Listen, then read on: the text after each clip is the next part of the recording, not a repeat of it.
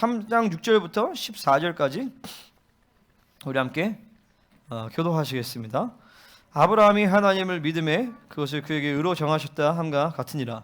그런즉 믿음으로 말미암은 자들은 아브라함의 자손인 줄 알죠. 또 하나님이 이방을 믿음으로 말미암아 의로 정하실 것을 성경에 미리 알고 먼저 아브라함에게 복음을 전하되 모든 이방인이 너로 말미암아 복을 받으리라 하였느니라. 그러므로 믿음으로 말미암은 자는 믿음이 있는 아브라함과 함께 복을 받느니라. 무릇 율법 행위에 속한 자들은 저주 아래에 있나니 기록된 바 누구든지 율법책에 기록된 대로 모든 일을 항상 행하지 아니하는 자는 저주 아래에 있는 자라 하였음이라. 또 하나님 앞에서 아무도 율법으로 말미암아 의롭게 되지 못할 것이 분명하니 이는 의인은 믿음으로 살리라 하였습니다. 율법은 믿음에서 난 것이 아니니 율법에 행하는 자는 그 가운데서 살리라 하였느니라. 그리스도께서 우리를 위하여 저주를 받은 바 되사 율법의 저주에서 우리를 속량하셨으니 기록된 바 나무에 달린 자마다 저주 아래에 있는 자라 하였습니다. 같이요. 이는 그리스도 예수 안에서 아브라함의 복이 이방인에게 미치게 하고 또 우리로 하여금 믿음으로 말미암아 성령의 약속을 받게 하려 하면 아멘 할렐루야. 자, 역사님에게 인사 축복하겠습니다. 당신은 아브라함의 복을 받은 사람입니다.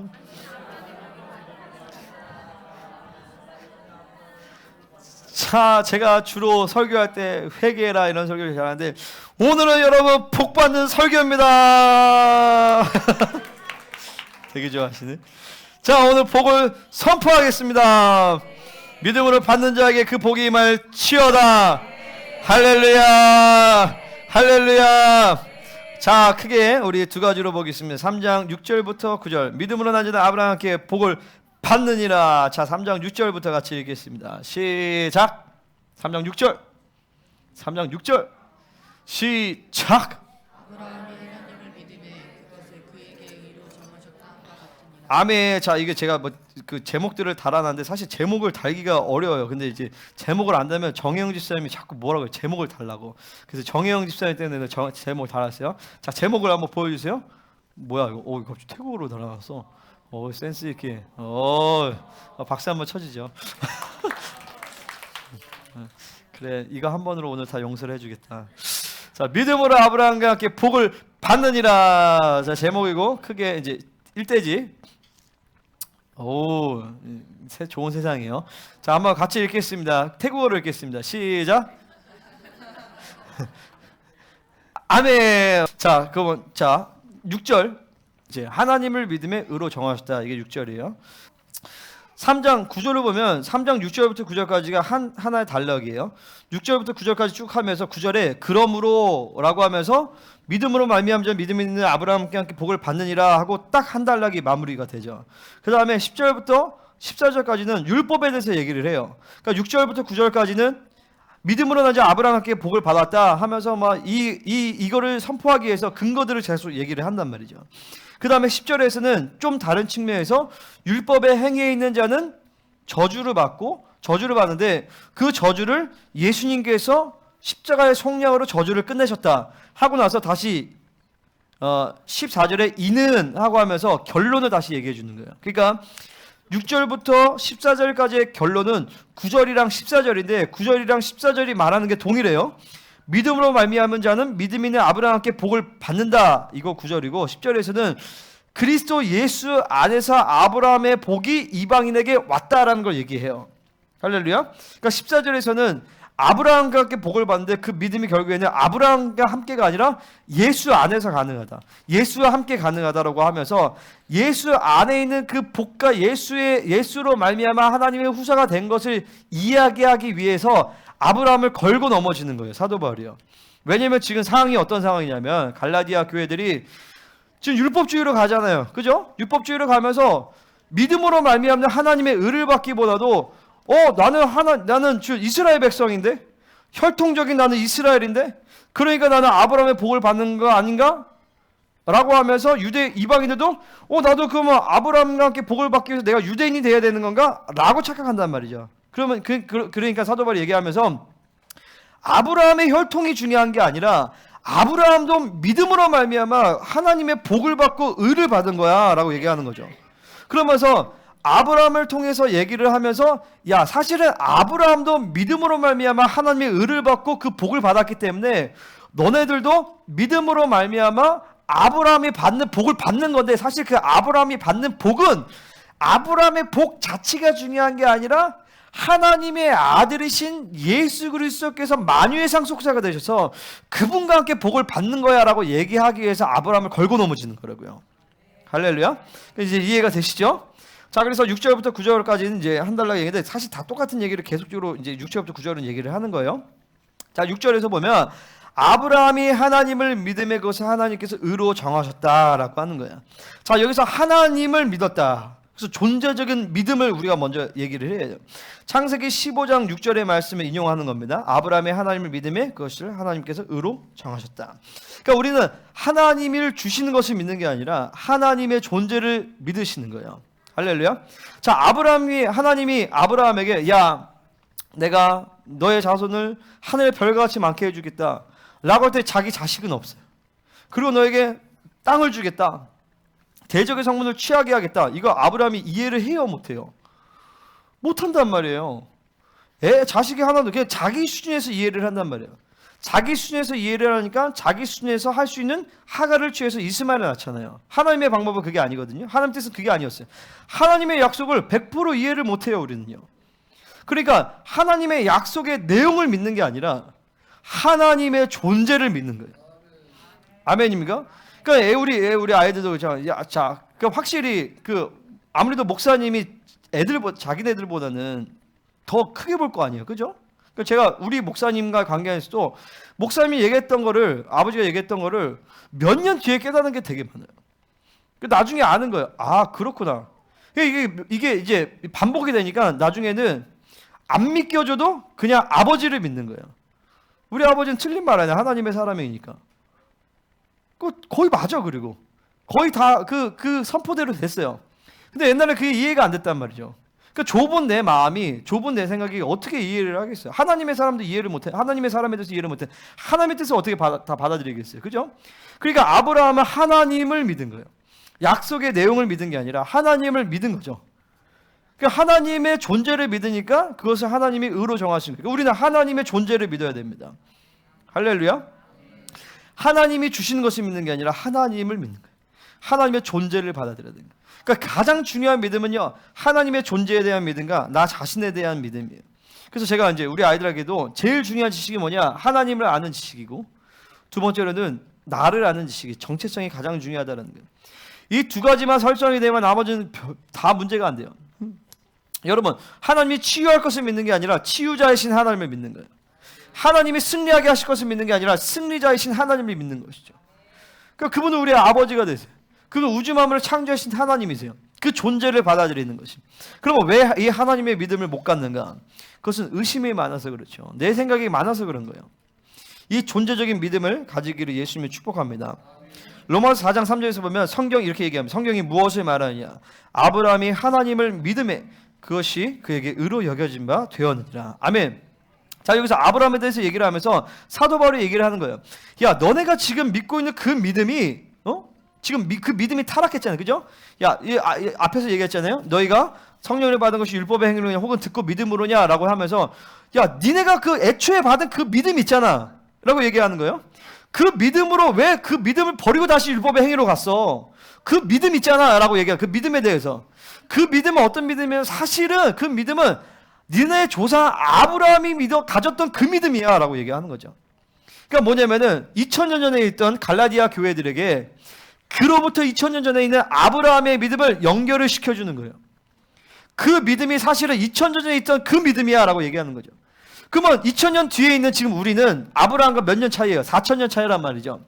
그럼 지금 우리는 지금 이 순간에 하나님 어떻게 하시냐면 4000년 전에 있는 믿음을 천재의 믿음과 우리가 가지고 있는 믿음과 연결을 시켜주는 거예요. 아브라함의 믿음이 우리의 믿음인 것이고 아브라함의 하나님이 우리의 하나님이 되어주시는 것이고 아브라함의 받은 복이 우리의 복이 되어야 된다는 거예요. 여러분 성경에서 보세요. 아브라함은요 한계가 많은 사람이에요. 실수도 많은 사람이에요. 마누라를 2번이나 팔아먹었어요. 그죠? 마누라 팔아먹어보신 분 손 들어보세요. 응? 아, 그러신 적 없죠? 큰일 났죠 그러면. 그러니까 아브라함보다 나은 거예요. 집사님이. 근데 하나님이 그런 아브라함을 창세기 22장까지 그 하나님이 끌고 오세요.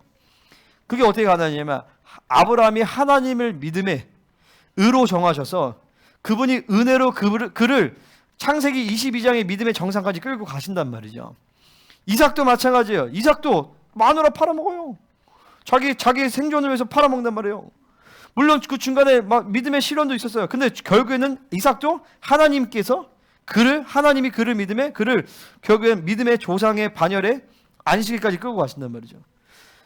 이삭까지는 그러다 쳐요. 야곱은 진짜 골치 아픈 인간이었어요. 완전 자기 생각의 방법대로 그냥 뭐든지 자기 원하는 대로 취해버리는. 부인도 4명이나 취하고 말이에요. 근데 보세요. 야곱도 결국에는 하나님을 믿음에 야곱의 하나님이 야곱을 믿음의 정상에까지 끌고 가신단 말이죠. 그 믿음이 우리의 믿음과 동일하다는 것이. 여러분이 한계가 많고 연약하고 때론 죄악도 많고 그렇다 할지라도 하나님을 믿는 그 믿음이 동일한 아브라함의 믿음이 있기 때문에 우리를 믿음의 정상까지 끌고 가시는다라는 거예요. 아멘입니까? 그 믿음은 4,000년간 한 번도 실패해 본 적이 없는 믿음. 지금 이제 이 사도 바울이 이렇게 지금 아브라함의 믿음을 우리를 연결을 시켜주는 거예요. 그죠? 자, 4장 10절 로마서 4장 10절에 기록된 바 내가 너를 많은 민족의 조상으로 세웠다 하신 것 같은 그가 믿은 바 하나님은 죽은 자를 살리시며 없는 것을 있는 것으로 부르시는 이시니라. 아멘. 자, 하나님의 존재, 그분의 어떠하심을 믿는 거예요. 죽은 자를 살리시는 하나님, 무의 소유를 창조하시는 하나님, 죽은 자를 다시 살리시는 부활의 하나님, 창조의 하나님을 믿는 것이죠. 그러니까 계속적으로 아브라함이 믿음이 성장하면서 로마서 4장 18절에 아브라함이 바랄 수 없는 중에 바라고 믿었다. 자, 아브라함은 가능성이 없는 상황이에요. 눈에 보이는 소망이 없지만 믿었다는, 하나님의 존재를 믿었다는 거예요. 19절에 그가 백선에 대해 자기 몸이 죽은 것 같고 사라의 태가 죽은 것 같으면 알고도 완전히 지금 몸이 죽었어요. 불임이란 말이에요.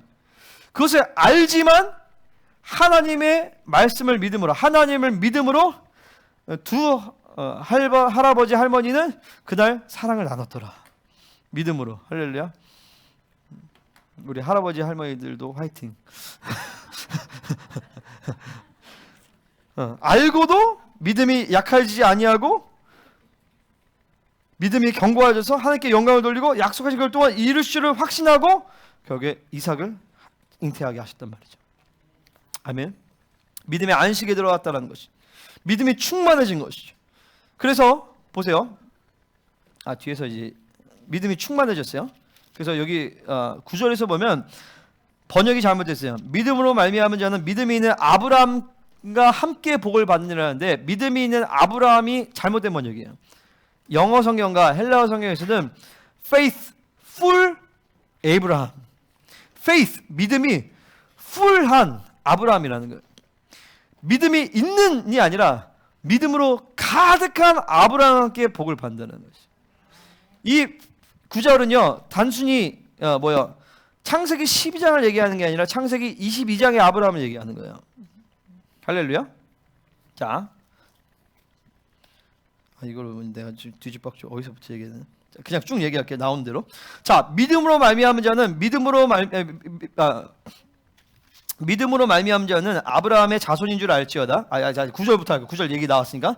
믿음으로 말미암은 자는 이렇게 나왔잖아요. 여기서 믿음으로 말미암다라는 것이 번역도 잘못됐어요. 말미암은 것이 무슨 뜻이에요 도대체? 말미암았다. 말미를 줄게. 그 말미암아. 그러니까 말미암아는 통하여라는 말인지, 그죠? 아니면은 프롬이라는 얘기인지, 거기서부터 나온 건지. 자, 14절에서 보면 믿음으로 말미암아, 이것은요 통하여라는 뜻이에요. 영어로 through, 믿음을 통하여 성령의 약속을 받게 한다. 근데 7절과 9절에서 말미암아는요 무슨 뜻이냐면 from이에요. ek라는 헬러 전치사거든요. 믿음에서 나온 자를 얘기하는 거예요. 믿음으로 말미암은 자들은. 그러니까 그 옛날에 그거 그 만화 그거 아세요? 아스테릭스인가? 그거 아세요? 그 바이킹족인데 여기 이제 신비의 묘약이 있어요. 그 로마 군대가 이거를 이제 그걸 빼앗으려고 하는데 이거를 이제 신비한 묘약을 이렇게 딱 먹으면 힘이 엄청 세지고 달리기 엄청 빨라져요. 근데 이제 이 주기적으로 먹어줘야 돼. 근데 그 중에서 이제 어떤 애가 있는데 이렇게 등치가 큰 애가 있어. 걔는 어렸을 때 그 약통에 빠진 애가 있어요. 걔는 그 약을 안 먹어도 그게 이제 인격화된 거예요. 성령 충만이 인격화된 것처럼. 그러니까 믿음으로 나왔다라는 것은 개를 얘기하는 거예요. 개를. 내가 평소에는 믿음이 아니다가 믿음을 취해서 믿음으로 말미암게 된 게 아니라 믿음으로 나온 존재를 얘기하는 거예요. 할렐루야. 이 믿음이라는 믿음에서 나온 존재는 아브라함과 함께, 믿음이 있는 아브라함과 함께, 믿음이 가득한 아브라함과 함께 복을 받는다라는 거예요. 자, 믿음으로부터 나온 존재는 뭘 얘기하는 거겠어요? 네? 믿음으로부터 나온 존재는 뭘 얘기하겠냐고요? 이건 새로운 피조물을 얘기하는 거예요. 그러니까 여러분, 우리가 새로운 피조물이에요. 할렐루야. 아예 새로운 피조물, 새로운 존재가 나왔다. 그것을 우리 새 사람이라고 한단 말이죠. 그러니까 내가 새 사람이에요. 여기서 저는 나만이 아니라 그러니까 우리 모두가 새 사람이란 말이에요. 그러니까 이게 내가 새 사람이라는 새로운 피조물이라는 계시를 믿어야 돼. 받아들여야 된단 말이에요. 내가 아예 새롭게 존재가 나온 존재란 말이에요. 이 새롭게 나온 존재는 faithful한 창세기 22장의 믿음의 안식으로 들어가 아브라함과 함께 복을 받은 존재예요. 아브라함은 창세기 12장에 부르심을 받고 믿음이 쭉쭉 가서 22장에 갔는데 여기서 나온 존재는 처음부터 아브라함의 창세기 22장에 그 완성을 가지고 시작한단 말이에요. 무슨 말인지 안 되세요? 창세기 22장에 faithful한 아브라함의 그거를 가지고 시작한단 말이에요. 믿음이 있는 자는, 믿음으로서 난 자는. 아멘이에요? 아멘입니까? 자, 여기서 이제 예정에 대해서 풀어야 돼요. 예정에 대해서. 예정은 천국과 지옥 가기로 결정한 게 예정이 아니에요. 에베소 1장 3절에서 보면 창세 전에 너희를 택하사 거룩하고 흠이 없기로 예정하시다라는 말이 나와요. 창세 전부터 하나님이 우리를 택하셨는데 그 택했다라는 것은 너는 천국 가기를 택하고 너는 지옥 가기를 택했다는 게 아니라 하나님의 자녀로 택한 자들은 반드시 거룩하고 흠이 없게 만들겠다는 게 하나님의 예정이라는 거예요. 그러니까 하나님의 예정이라보다 하나님의 작정이라고 표현해요. 작정이라고. 그러니까 이 하나님의 예정을 믿는 자는 그 예정대로 하나님이 역사하십니다. 거룩하고 흠이 없게 믿음의 안식에 들어가게 하세요. 아브라함, 이삭, 야곱이 다 믿음의 안식으로 들어갔단 말이에요. 할렐루야. 그것이 그들이 영성을 잘해서 된 게 아니라 하나님을 믿었기 때문에 가능했단 말이에요. 그 믿음이 그를 끌고 간 거예요. 자, 여러분, 그 하나님이 우리를 향한 예정을 믿는 자는 그 예정을 하나님이 끌고 가십니다. 아멘입니까? 자, 그것을 얘기해 주는 믿음이 있는 자는, 믿음으로부터 난 자는 믿음으로 충만한 아브라함과 함께 복을 받는다고요. 이 돈뿐이 아니에요. 돈만 얘기하는 게 아니라 믿음의 안식으로 완전한 성화의 완성으로 우리를 끌고 가신다라는 거예요. 할렐루야.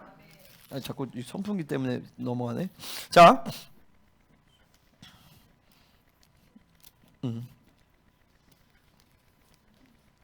아니 됐어. 아니 이렇게 하면 돼. 이렇게 하면 돼. 선풍기. 자, 7절에서 7절 한번 읽어보겠습니다. 시작.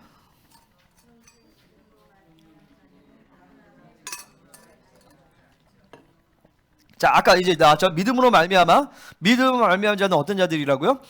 믿음으로부터 난 자를 얘기해요. 새 사람의 존재를 얘기한단 말이죠. 그러니까 교회를 계속 수십 년 다녀도 내가 새로운 피조물이라는 것을 잘 모르시는 분들이 많아요. 그러니까 내가 새로운 피조물, 그러니까 존재가 바뀌었다고요.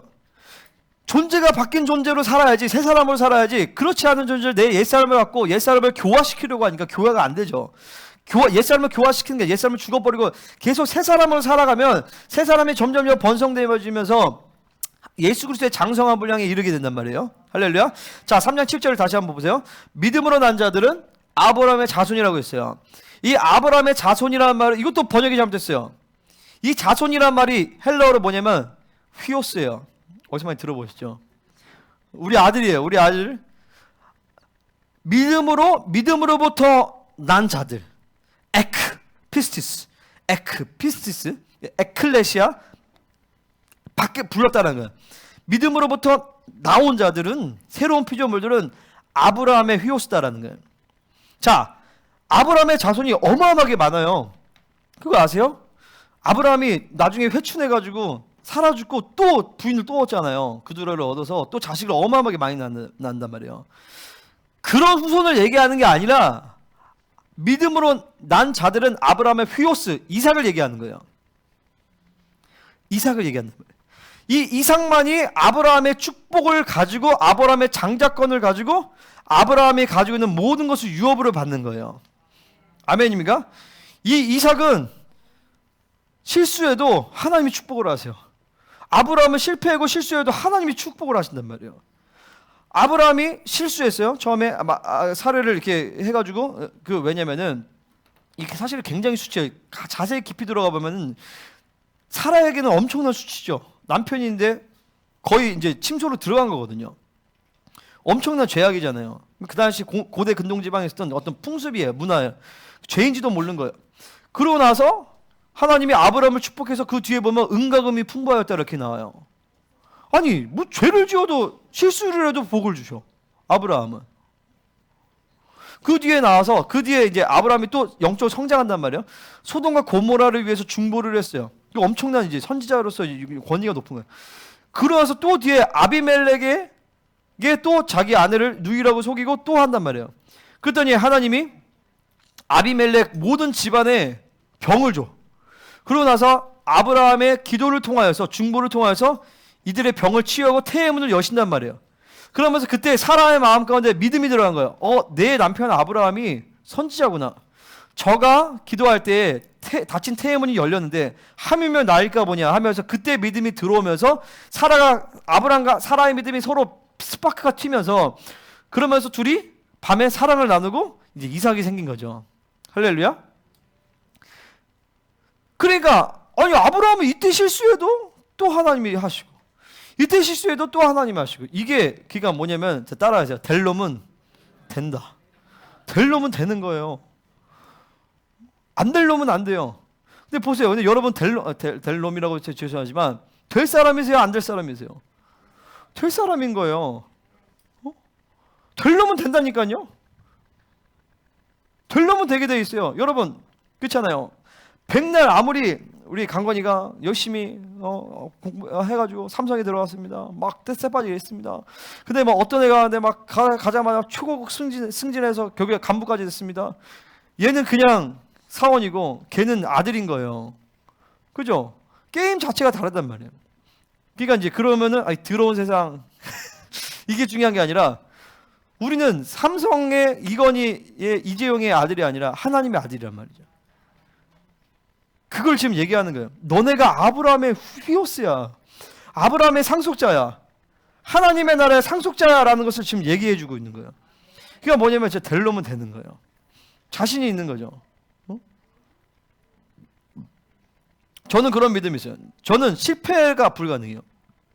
왜? 내가 잘난서가 아니라 존재 자체가 실패자가 아니기 때문에.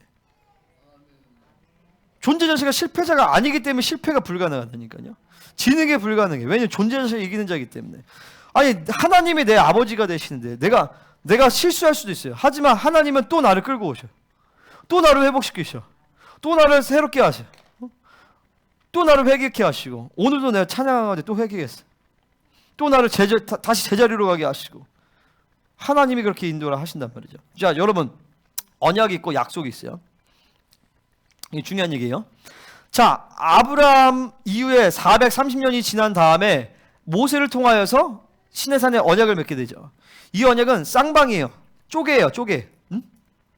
자 하나님과 아브라함이 언약을 맺습니다. 근데 이 언약은 언약이라보다도 일방적인 약속이라고 볼 수 있어요. 그러니까 언약이지만 언약이 아닌 거예요. 이걸 이제 잘 아셔야 돼요.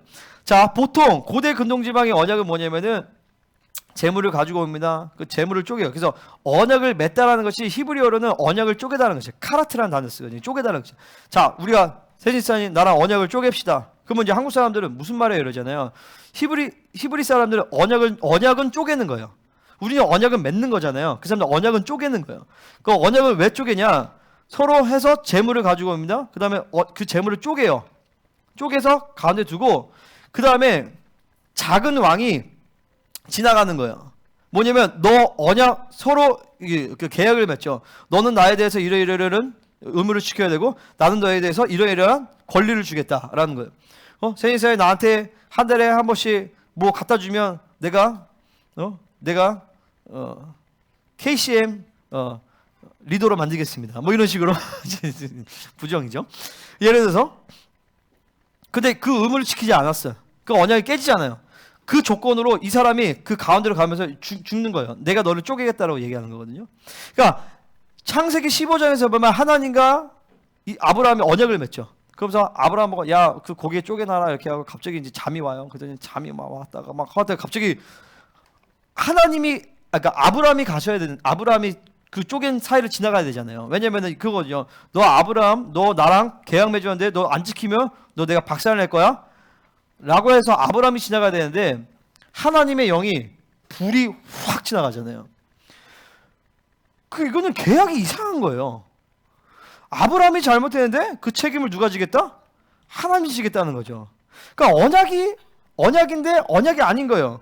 그래서 이것은 약속이란 말이죠. 하나님의 일방적인 약속이에요. 시내산 계약에서 언약을 맺습니다.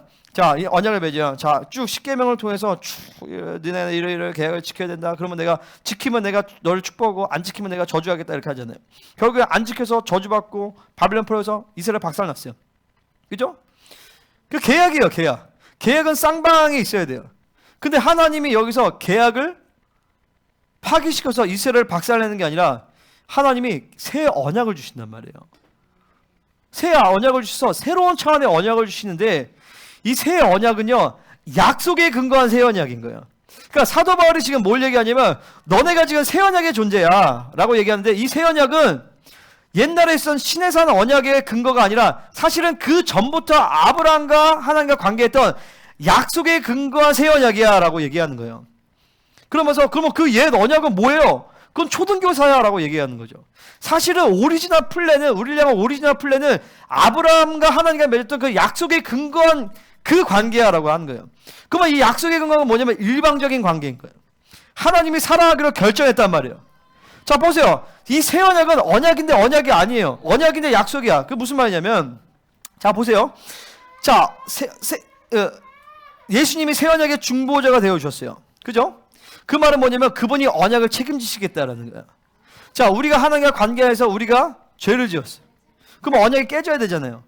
그럼 우리를 박살내야 되잖아요. 근데 하나님이 박살나시잖아요. 그분이 죽었잖아요. 그분이 죽었는데 그분이 부활하신 거야. 근데 그분이 부활하셨기 때문에 이 언약은 절대 깨어질 수가 없는 거예요. 무슨 말인지 아시겠죠? 자 우리가 이런 것들을 잘 봐야 돼요. 자 하나님의 예정이라는 거 그것은 지옥 가기로 결정됐다 천국 가기로 결정됐다 하나님 우리를 향한 작정이에요. 그죠? 자 그렇다면은 구원이 취소되는 것이 불가능한가? 그건 또 다른 문제라는 거예요. 그러니까 성경은 한편에서는 절대 끊어질 수 없는 새 언약과 하나님의 약속과 새 언약의 보증에 대해서 얘기하면서 또 한 측면에서는 우리가 가진 구원을 잃어버릴 수 있다라는 구원의 긴장감에서 동시적으로 얘기를 해요.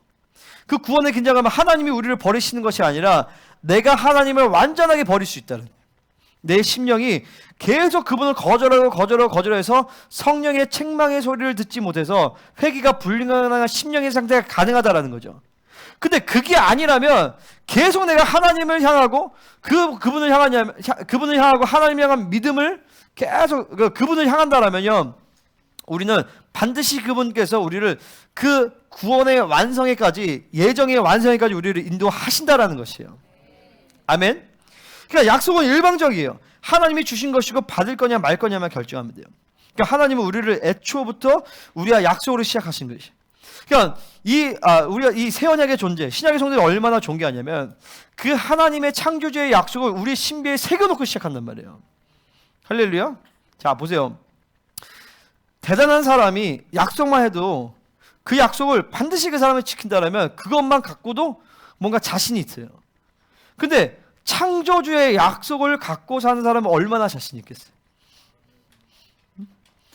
내가 너를 반드시 예수님처럼 만들 거야. 그분이 약속하신단 말이에요. 그러니까 실패가 불가능하다고요. 여러분, 이 교회는 잘 될 수밖에 없어요. 그러니까 여러분의 사업도 잘 될 수밖에 없어요. 사실은요. 믿는다라면 뭘 믿는다라면 하나님이 어떠한 분이신지 믿고 내가 어떠한 존재를 믿는다라면 그러니까 그것만 믿으면 이거는 뭐라 하죠? 그냥 자신이 그 변개치 않는 약속, 창조주의 약속, 절대적인 약속을 갖고 살기 때문에 안 될 수가 없는 거예요. 응? 아멘입니까? 별로 그 믿음이 안 오세요? 응? 질 수가 없어요. 패배할 수가 없어요. 안 될 수가 없는 거예요. 그럼 안 되게 세상적으로 안 되고 뭐 그런 걸 얘기하는 게 아니라 궁극적인 승리를 가지고 있단 말이죠. 할렐루야. 하나님의 나라의 상속자예요. 상속자. 응? 상속자. 자, 하나님의 백성의 관계는 언약을 통한 혈통의 관계 아니라 이 믿음을 통한 약속의 관계다라는 것이. 이 아브라함의 시인 예수 그리스도를 통해서 우리 모두 아브라함과 함께 믿음의 관계가 되어서 이 4,000년의 믿음의 공백을 뛰어넘어서 그 믿음이 우리가 계속적으로 흐르고 있는 것이에요. 그러니까 쉽게 얘기해서 뭐 이렇게 우리가 비유를 할 수가 있어요. 이집트에 가는데 피라미드를 딱 열었어요. 피라미드를 딱 열었는데 거기에 한국에서 하현진이라는 사람이 여기 올 것이다. 딱 그 보면 얼마나 소름 끼치겠어요. 그죠? 무섭죠? 무서우면서 갑자기 이제 어찌됐든 그런 거와 마찬가지로 4,000년 동안에 그 믿음의 존재, 믿음의 흐름들이 우리에게 흘러온 거예요. 자, 3장 8절에서 한번 3장 8절 읽어보겠습니다. 시작. 아멘. 자, 이방을 믿으면 이 복음에 대해서 사도 바울이 이걸 연결을 하는 거예요. 창세기 12장 3절에서 모든 민족이 너로 말미암아 복을 받으리라, 이거를 사도 바울이 연결해서 모든 민족이 모든 이방인을 얘기하는 거다. 그 사실 동일한 말이죠. 모든 민족이나 모든 이방인이나. 그리고 복을 받는다는 것은 뭐냐면 예수 그리스도를 통해서 하나님의 의를 받아들이고 하나님의 자녀가 되는 상속자가 되어지는 이 복음에 대해서 얘기하는 것을 사도 바울이 연결을 하는 것이. 그러면서 애초부터 있었던 하나님의 창조의 계획은 갑자기 얼렁뚱땅 생긴 게 아니라 아브라함 때부터, 물론 그 전부터 프로토가스퍼, 그 원시복음, 창세기 3장 15절에서 막 원시복음 때부터 수천 년간을 끌고 왔다라는 것을 얘기하는 거예요. 그러면서 니네가 받은 예수 그리스도를 통한 하나님의 의가 예수님이 얼마 전에 만들어낸 사건이 아니라 2000년 전부터 4000년 전부터 계속적으로 있었던 이야기다라는 것을 믿음의 정통성에 대해서 얘기해 주는 것이죠. 할렐루야. 이 승리를 예수 그리스도가 보증하시기 때문에 4,000년간 한 번도 실패하지 않았던 그 믿음이 우리한테 와서 실패할 일이 있다 없다? 없다라는 거예요.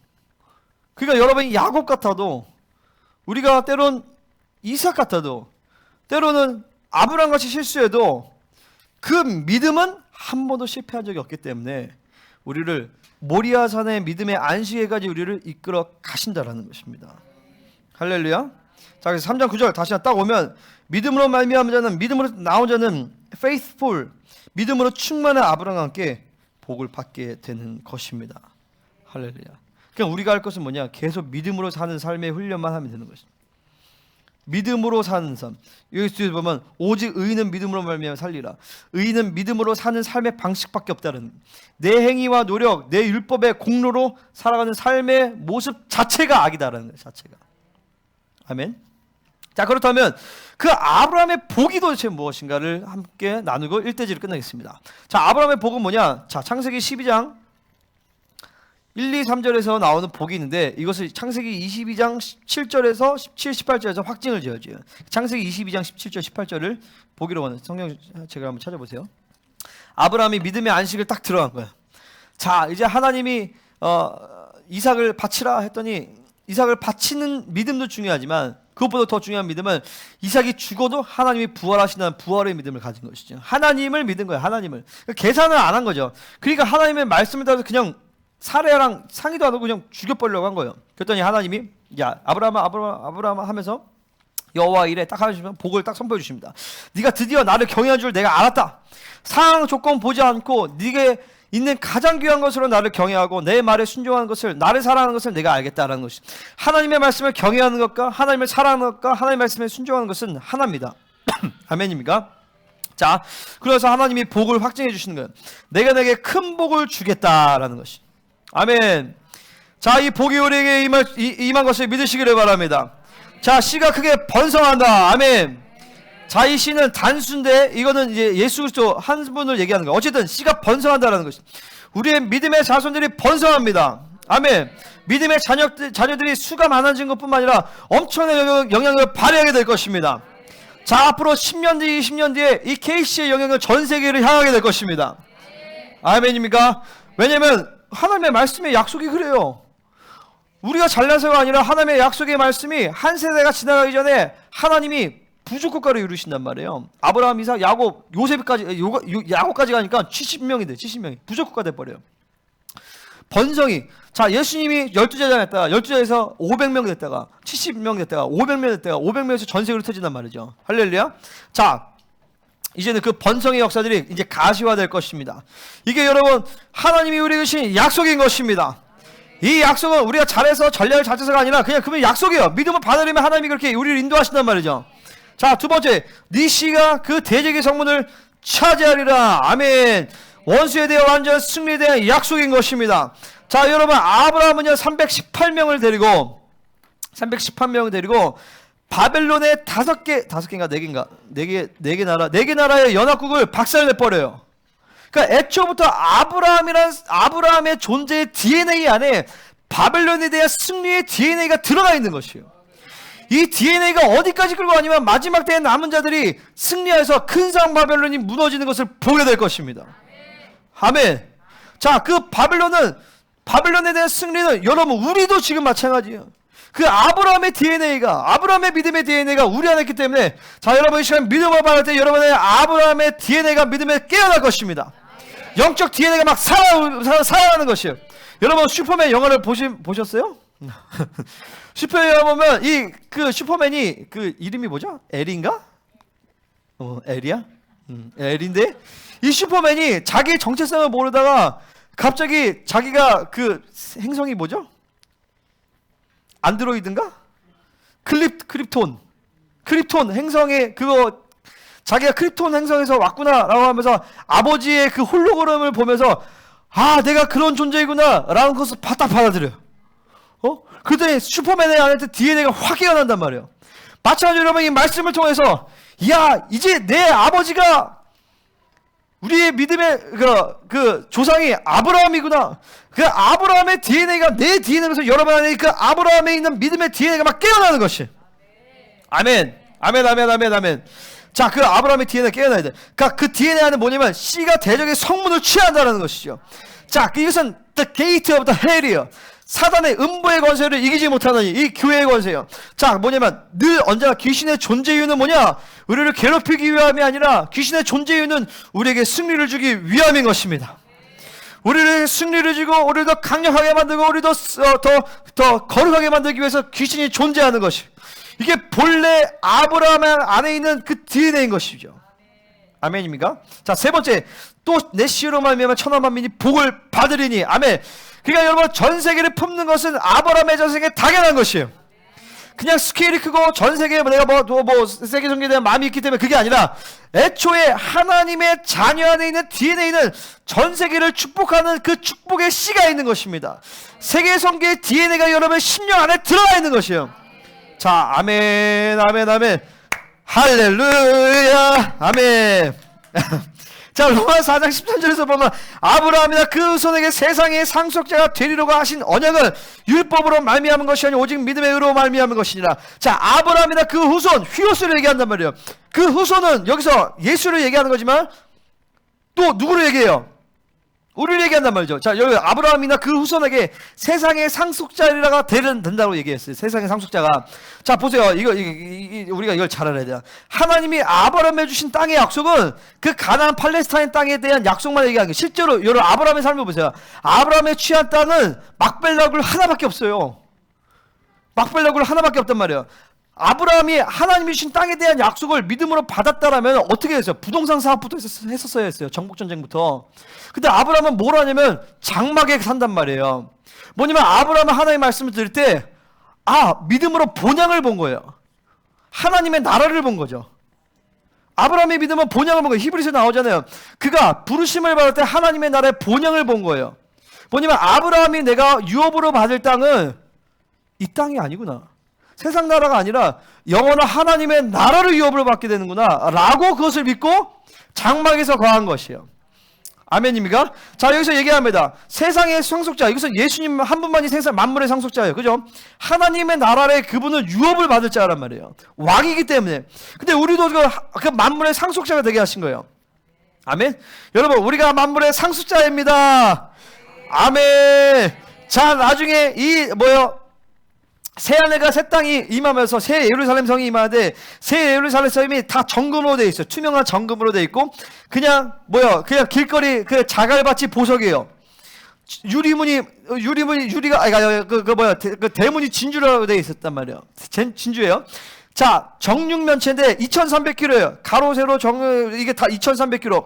여러분, 대기권이 10kg밖에 안 돼요. 2300kg면 엄청나게 큰 거예요.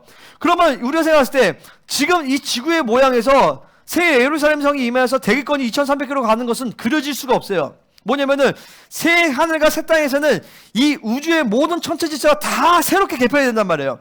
자, 지금 보세요. 우주가 얼마나 크냐? 95억 광년이래요. 95억 광년. 95억 광년이 도대체 얼마나 큰 거예요? 1초마다 3km씩 이게 확장이 된대요. 그러니까 우주가 어마어마하게 큰 거죠. 유명한 우주 과학자가, 우주의 현인이라는 과학자 이런 얘기 했대요. 이 어마어마한 우주 가운데서 지구에만 생명체만 있다면 이것은 엄청난 낭비다. 그래, 낭비한 거야, 웬수야. 네가 몰라서 그렇지. 낭비가 아니라 그것은 다른 말로 하면 사랑이라고 할 수 있는 거예요. 여러분, 왜 우주가 그렇게 큰 줄 아세요? 우리에게 별을 보여주시기 위해서요. 저 별을 보면서, 자, 저 하늘의 별을 보냐? 내가 너에게 이렇게 놀라운 자손들을 줄 것이다 라고 얘기하기 위해서. 그러니까 이 모든 우주 만물이 있는 것은 이 지구라는 조그만 은하, 태양계에 있는 조그만 지구라는 곳에 하나님의 형상을 가진 사람들을 위해서 이 우주가 어마어마하게 크게 존재하는 거예요. 아멘입니까? 근데 중요한 것은 보세요. 새하늘과 새 땅이 임할 때 이 물질이 풀어진다라고 했어요. 뭐냐면 이 우주가 깨져버려요.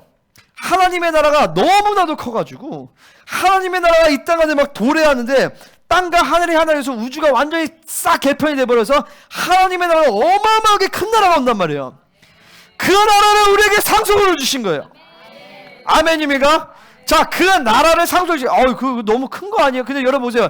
부활의 몸을 입은 사람은요, 시공간에 제한이 없기 때문에 그 모든 공간이 와도 그 모든, 단순히 공간적 차원이 아니라 그곳에 하나님의 나라의 풍성함, 영광, 지혜, 자원, 그래서 부와 지혜와 능력과 모든 것이 다 여호와께 돌아간단 말이에요.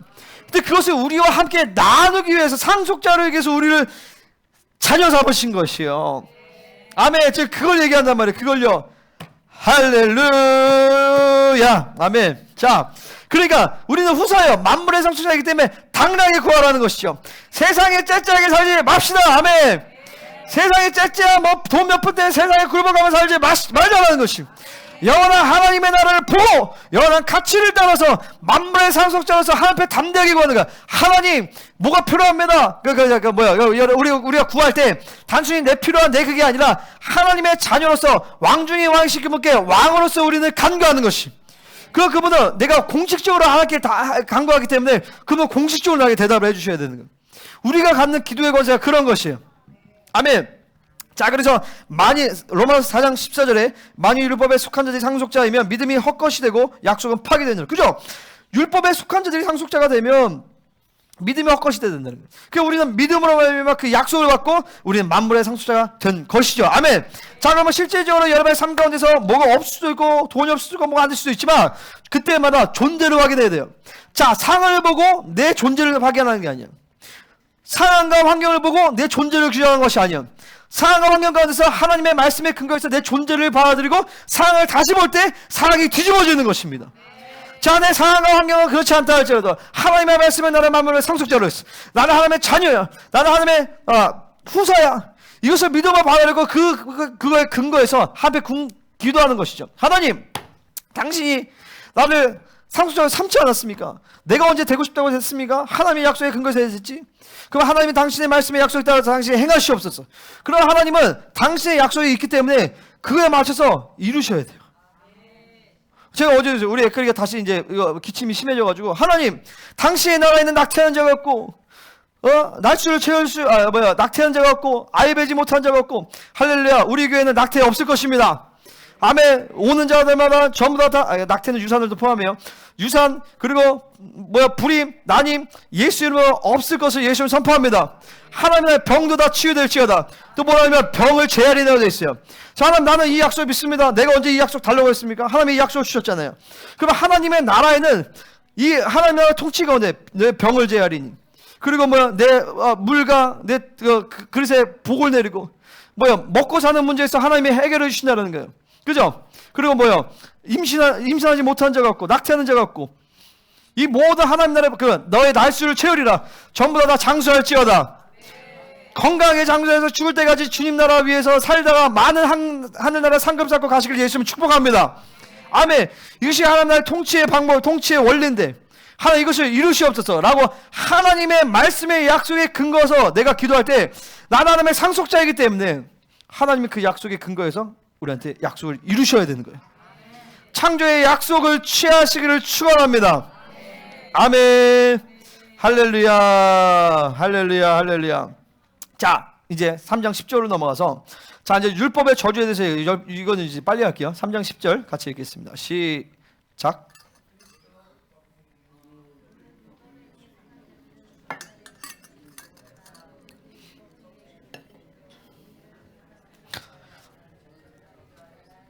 자, 율법의 해계에 속한 자들은 저주 아래 있대요. 자, 왜 율법의 아래에 있는 저주가 있느냐? 율법이 문제가 아니라 율법을 수행하는 사르스의 문제가 있기 때문에 저주 아래에 있을 수밖에 없는 거죠. 사르스의 한계가 있기 때문에 율법은 죄를 깨달을 수밖에 없어요. 그러니까 율법 아래에 있으면 계속 죄만 짓는 거예요. 죄를 계속 깨닫고 죄를 이길 수 있는 힘은 없고 계속 죄를 지으니까 당연히 율법의 저주 아래에 있죠. 특별히 레위기 20 몇 장이죠? 레위기 27장인가? 그리고 신명기 28장에 그 율법의 저주에 대해서 나와요. 율법의 저주가 어마어마하게 많습니다. 나가도 저주를 받고 들어가도 저주를 받고 네 자녀를 누가 하고 약혼했는데 그 약혼을 한 사람을 누가 데리고 와서 동침할 것이고 치질 걸린다는 거 저주에 있어요. 그 치질 걸리신 분들 회개하세요. 어쨌든 치질 걸리는 것도 나오고 병 걸리고 전쟁 나죠. 메뚜기 가서 네가 열심히 했는데 메뚜기 가서 그 소산 다 먹죠. 아주 저주예요, 저주. 근데 중요한 건 뭐예요? 율법으로 살면 그 저주가 계속 반복된다는 거예요. 여기뿐만 아니라 플러스 창세기 3장에서 나오는 에덴의 저주가 또 나요. 이것도 또 율법의 저주에 속하거든요. 그러니까 되는 거 하나도 없고 다 안 되는 거 다 하는 거. 모든 게 안 되는 게 율법의 저주예요. 그죠? 근데 중요한 건 율법으로 살아가면 살아갈수록 저주가 계속적으로 운행된다는 거예요. 그러니까 여러분 자세히 보셔야 돼요. 어떤 측면에서 내 삶 가운데 저주의 영역이 있어요. 그것은 왜냐면 그만큼 우리가 성령으로 살지 않기 때문에 그래요. 성령으로 살지 않기 때문에. 다시 말해서 성령으로 살고 회개하고 다시 말씀으로 살면 그 영역에서 하나님의 축복이 가동이 되어진단 말이에요. 그분만 옛사람의 분량이 제거되어지는 것이에요. 아멘. 자, 의인은 믿음으로 말미암아 살리라. 할렐루야. 아멘. 믿음은 하나님의 선물이에요. 믿음으로 살기 위해서는 계속 내 손을 비워내야 돼. 내 생각을 포기해야 돼. 내 생각을 포기할 때 하나님의 말씀을 믿음으로 받을 때 성령님께서 그 믿음을 믿음으로 결정해 주십니다. 아멘. 그래서 오직 의인은 은혜의 원리로만 믿음으로만 살아가게 되어 있는 것이. 그러니까 아직 헷갈리실 수 있어요. 뭐냐면 도대체 은혜로 사는 것이 무엇인가? 도대체 믿음으로 사는 것이 무엇인가? 믿음으로 산다는 것은 뭐냐면 그러니까 내 힘으로 사는 것은 뭔가? 믿음으로 살지 않는 것이 내 힘으로 사는 것이. 그러니까 믿음으로 사는 것은 무엇인가? 그분을 전적으로 의지해서 사는 것이. 그분의 은혜가 없으면 가동이 안 되는 거죠. 근데 그분의 은혜의 공급이 없는데 계속 내가 움직인다. 그러면 그 힘의 소스가 나에게 있다라는 것이에요. 내가 가진 힘과 능력과 내 한계로 움직이니까 필연적으로 분주해지죠. 바빠지죠. 할 게 많죠. 힘이 후달리죠. 번아웃되고 탈진되는 것이에요. 그러니까 내 생각이 많아져요. 그러니까 자연스럽게 예배가 막힌단 말이죠. 하나님과 관계성이 끊어져 버려요. 근데 성령을 살면 일단은 그분과의 관계에 초점맞고 그분을 의지하는 거예요. 그러면 그분과의 관계에서 그분이 힘을 주세요. 은혜를 주신단 말이죠. 지혜를 줘요. 능력을 줘요. 그리고 그분이 먼저 앞서나서 그 모든 일을 행하세요. 그럼 나는 주님과 동행하면서 그분이 이루신 일 안으로 들어가는 것이.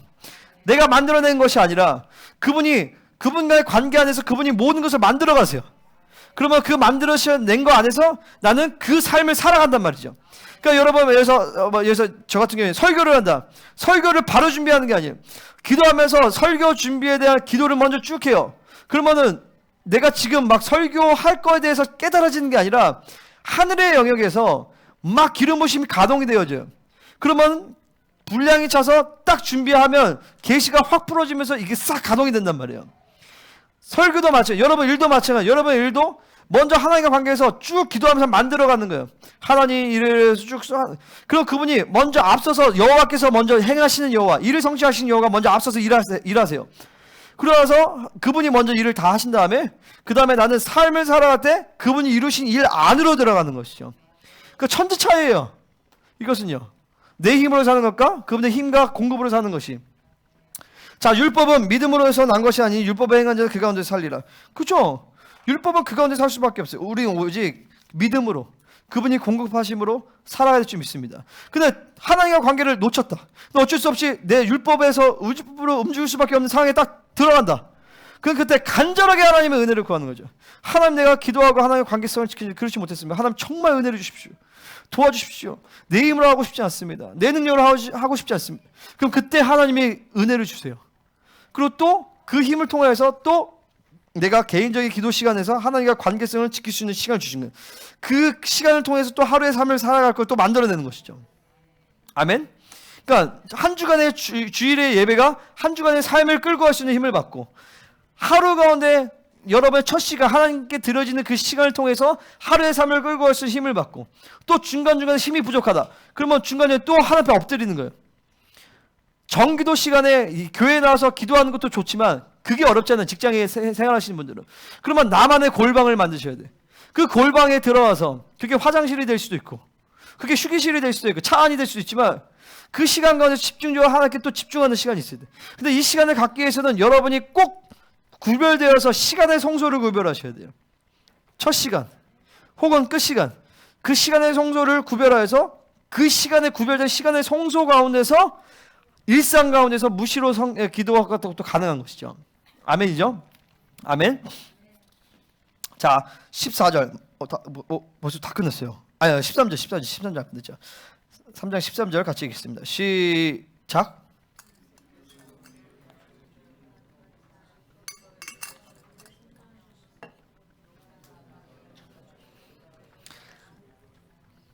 아멘, 할렐루야. 자, 여러분, 우리가 한 가운데 실제로 율법의 저주 가운데 있는 모습이 있을 수 있어요. 율법의 저주 가운데 뭐가 있냐면 결핍이 있어요. 가난과 결핍. 돈 없는 것 자체가 저주가 아니라 그 돈 없는 것이 내게 문제가 되어서 결핍이 되는 것은 율법의 저주예요. 그리고 질병이 있을 수 있어요. 질병도 아픈데 그것이 내가 문제가 된다. 그것은 율법에 사실 저주 가운데 있는 거예요. 어떤 측면에서. 근데 그걸 통해서 나를 더 거룩하게 하시고 그것이 나에게 문제가 되지 않는다. 그것은 저주가 아닌 거예요. 무슨 말인지 아시겠죠? 그러니까 내가 하나님과 관계에서 문제가 된다. 그것은 율법의 저주 아래, 저주가 여전히 남아있는 것이죠. 그 관계성이 될 수도 있고. 근데 중요한 건, 감사한 건 뭐냐면은 그리스도께서 그 모든 율법의 저주를 속량하셨습니다. 아멘. 할렐루야. 이 믿음을 갖고 이걸 선포하셔야 돼요. 왜 내가 예수님이 나의 모든 율법의 저주에서 나를 다 속량하셨는데 내가 왜 여전히 주님 이런 결핍과 어려운 가운데서 내가 있어야 됩니까? 그 앞에 따지셔야 돼요. 그래서 예수님이, 자, 이 끝내주는 거예요. 자, 보세요. 그리스도께서라고 하는 것은 왕적 측면을 얘기하는 거예요. 왕께서 직접 저주를 받으신 거예요. 그 율법의 저주를 왕이 직접 끝내신 것이죠. 그래서 저주가 되신 거예요. 에발산에서 저주를 선포하고 여호수아가 거기서 제단을 드리는데, 이것은 나중에 있을 예수아께서, 여호수아 이름 동일해요. 예수아께서 에발산에 저주 받은 바 돼서 모든 인류의 저주를 끝내신 것을 예표로 보여주는 것이에요. 자, 율법의 저주에서 우리를 속량하셨다는 것은 뭐냐면은 그냥 저주를 끝냈다는 게 아니라 저주를 없앤 것뿐만 아니라 하나님의 나라의 상속자로 돌리셨다는 거예요. 속량했다는 것은 기업 물을 자, 까알이라는 히브리어로 까알인데, 룻기서에서 보면 기업을 다 빼앗겼다가 보아스를 통해서 기업을 다 회복하잖아요. 그걸 얘기해 주는 거예요. 하나님의 나라는 여러분, 우리가 죄인이었다가 다시 마이너스였다가 제로가 되는 게 아니라 마이너스였다가 플러스 무한대로 가는 것이 복음인 거예요. 아멘. 그래서 죄인이고 원수였다가 하나님 나라의 상속자가 돼버려요. 왕 중에 왕의 자녀로 만드시는 것이죠. 그래서 율법의 저주에서 모든 저주에서 우리를 속량하신 것입니다. 아멘. 자, 자, 우리 선포하겠습니다. 모든 저주는 나와 관계가 없다. 오늘 이 시간에 모든 율법의 저주는 다 끊어질지어다. 다 끊어질지어다. 아멘. 모든 죄의 저주, 상처, 묶임, 가문의 모든 질병, 그리고 모든 경제적인 어떤 모든 결핍, 모든 것들을 주님이 다 끊으셨어요. 우리는 더 이상 거기에 얽매일 필요가 없어요. 그러니까 하나님은 그러면 모든 것을 다 풍성하게 하십니다. 우리의 인생을 영화롭게 하신단 말이에요. 뭔가 인간적으로 세상적으로 잘 되고 이런 차원에서 떠나서 하나님의 복이 점점 나타나게 하신단 말이에요. 복이 번성하게 하세요. 그러니까 자녀들에 대한 축복도 주시고, 그죠? 경제, 물질에 대한 부분도 돈이 많아진다 이런 것 떠나서 그냥 하나님이 풍성하게 하시고, 영혼들도 변화되게 하시고, 영화롭게 하신단 말이에요. 영화롭게. 그리고 그 모든 것을 하나님 나라를 위해 포기할 수 있도록 또 하신단 말이죠. 자, 마지막 14절. 14절 같이 읽겠습니다. 시작.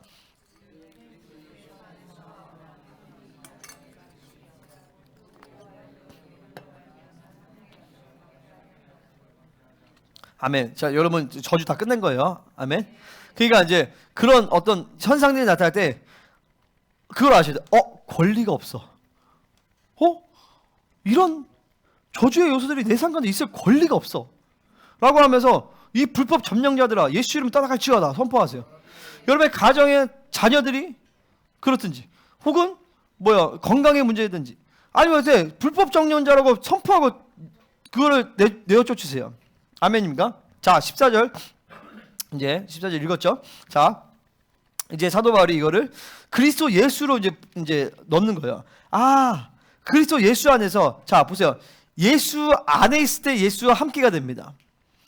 아멘이죠? 자, 그리스도 예수 안에서라는 뭐냐면 그리스도 예수와 함께, 그러니까 그리스도 예수 안에서 아브라함의 복이 우리에게 되었다. 말이 이상하죠? 응? 말이 이상한 것 같죠? 근데 이 말이에요. 실제로 번역을 하면 자, 그리스도 예수 안에서 보게 돼 얘기하죠. 그리스도 예수 안에서 먼저 얘기할게요.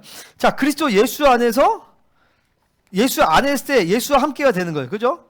지금 여기서는 자꾸 아브라함과 함께라고 얘기하잖아요. 근데 원래는 아브라함과 함께를 얘기하고 싶은 게 아니라 예수와 함께를 얘기하고 싶은 거예요. 아브라함의 복의 핵심이 뭐냐? 예수잖아요. 예수. 우리는 단순히 아브라함의 복을 받은 게 아니라 예수 그리스도의 복을 받은 거예요. 예수 그리스도의 신분을 받은 거예요. 아브라함의 자손일 뿐만 아니라 하나님의 후사가 됐단 말이에요. 예수님이 가지고 있는 정체성을 우리에게 다 주신 거예요. 그러니까 하나님의 아들은 그분만인데 우리를 신의 아들이 되게 하셨다니까요. 이 아들이란 말은 성별을 얘기하는 게 아니라 아들이란 것은 후사를 얘기하는 거예요. 그러니까 여러분 하나님의 아들은 하나님의 사람이에요. 그 하나님이죠. 그죠?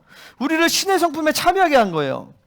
우리를 신적 존재가 되게 만드신 거죠. 우리 왕적 존재로 만드신 거예요. 그러면 우리는 신이냐? 사람이지만 신적 존재로 하나님이 창조하신 거예요. 할렐루야.